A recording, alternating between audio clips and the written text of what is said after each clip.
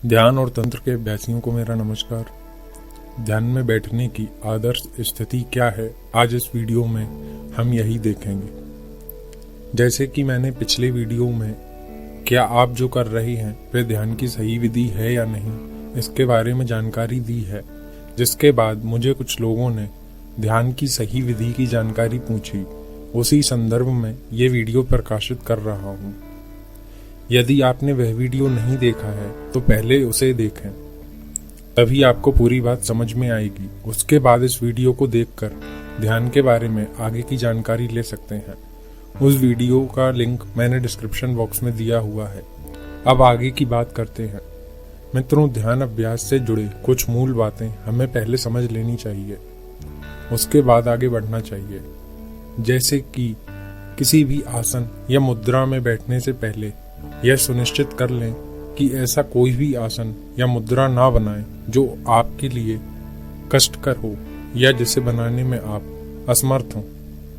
उदाहरण स्वरूप, यदि आपको घुटनों में दर्द रहता है और आपको कोई वज्रासन का अभ्यास करने को कह रहा है, तब आप ऐसा ना करें।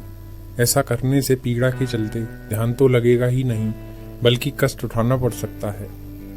ऐसे में आपके लिए क्या अनुकूल है, वह किसी ध्यान योग के जानकार व्यक्ति से पूछें, उसके बाद आगे बढ़ें। अंततः हमेशा ऐसे आसन का चुनाव करें जो आपके लिए सुविधापूर्ण हो। यदि आप स्वस्थ हैं और कोई परेशानी नहीं है, तब ध्यान के लिए आदर्श स्थिति कैसे बनाएं, इस पर चर्चा करते हैं। सबसे पहले ध्यान करने के लिए एक आसन और वस्त्र का चुनाव करना होगा। ध्यान के लिए आसन में मोटा रेशमी कपड़े का आसन उपयोग करना श्रेष्ठ होता है। इसकी जगह आप ऊनी या कुशा का आसन भी उपयोग में ले सकते हैं। आसन चाहे कोई भी हो, आसन इतना बड़ा होना चाहिए कि जब आप उस पर बैठें तो आरामदायक स्थिति में बैठ सकें। मतलब पूरा शरीर आसन पर हो और शरीर का कोई भी भाग भूमि से स्पर्श ना कर रहा हो।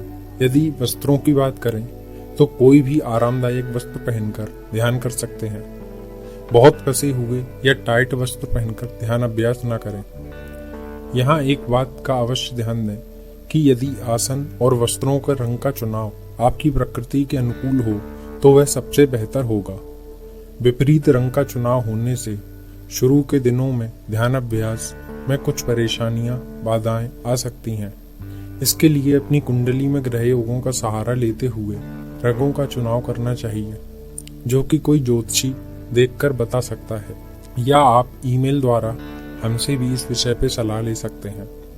इसके साथ साथ आप किस दिशा की ओर मुख करके ध्यान करें, यह भी बहुत महत्वपूर्ण है।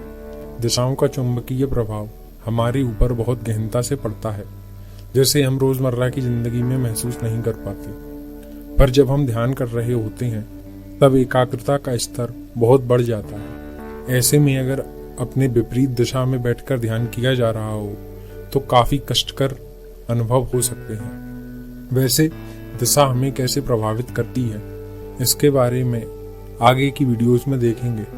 पर ये सभी बातें बहुत महत्वपूर्ण हैं, जिनका ध्यान रखा जाना अनिवार्य है। इसलिए ही यहाँ इसकी जानकारी दी गई है। इन सभी बातों की जानकारी जुटा लेने के बाद आप स्वस्थ हैं तो पद्मासन में बैठकर ध्यान अभ्यास करना चाहिए। यह आवश्यक है कि पद्मासन का अभ्यास पहले से किया जा रहा हो, तभी आप इस आसन में स्थिर बैठ सकते हैं। ध्यान शुरू करने से 1 महीने पहले से पद्मासन में बैठने का अभ्यास शुरू कर देना चाहिए और इस अभ्यास को सुबह और रात्रि में करें। मतलब सुबह आप पद्मासन में 1 मिनट बैठें, सिर्फ आसन लगाएं, ध्यान नहीं करना है, ना ही कोई मुद्रा बनानी है। सिर्फ पद्मासन लगाकर बैठे रहें। आप अपनी आंखें भी खुली रख सकते हैं। फिर आप इस आसन में बैठने का समय धीरे धीरे बढ़ाएं और लगभग 1 माह में 10 से 15 मिनट तक बैठने की योग्यता प्राप्त कर लें। हो सकता है कि आपको इससे अधिक समय भी लगे, पर आप जल्दीबाजी ना करें, धीरे धीरे ही आगे बढ़ें। प्रति सप्ताह लगभग 30 सेकंड से 1 मिनट का समय आप बढ़ा सकते हैं। इससे ज्यादा समय ना बढ़ाएं। मैंने अपने अनुभव में पाया है कि करीब 1 से 1.5 माह की अवधि में लगभग सभी को 10 से 15 मिनट बैठने की योग्यता आ जाती है। जब ये स्थिति बनने लगे तब आपको अगले चरण की ओर बढ़ना होगा।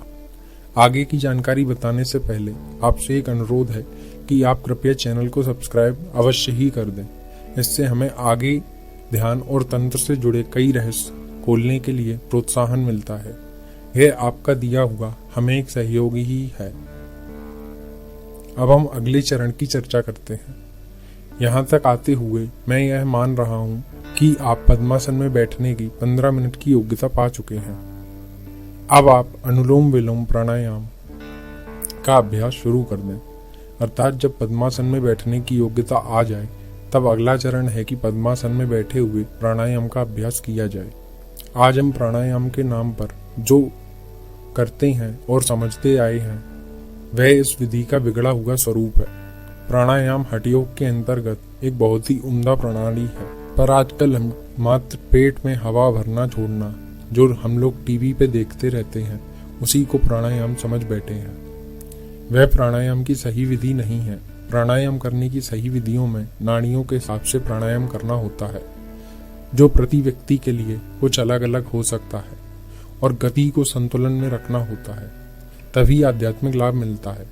वरना जैसे हम आज तक करते आए हैं उस तरह करने से केवल चर्बी ही कम होगी, क्योंकि जबरदस्ती पेट में हवा भरने और छोड़ने से हमारे मसल्स का एक्सरसाइज होता है। इससे पेट पर जमी हुई चर्बी तो कम होने लगती है, पर कोई आध्यात्मिक लाभ नहीं मिल पाता। प्राणायाम की सही और पूरी विधि की विस्तार पूर्वक चर्चा मैं इसी वीडियो के पार्ट 2 में करूंगा। साथ ही साथ ध्यान की भी पूरी विधि अगले पार्ट में बताई जाएगी। अभी के लिए आपसे यही आग्रह है कि आप चैनल को सब्सक्राइब कर दें, जिससे आपको अगला वीडियो अपलोड होते ही मिल सके। आप अपने प्रश्न व राय कमेंट में लिख सकते हैं। नमस्कार।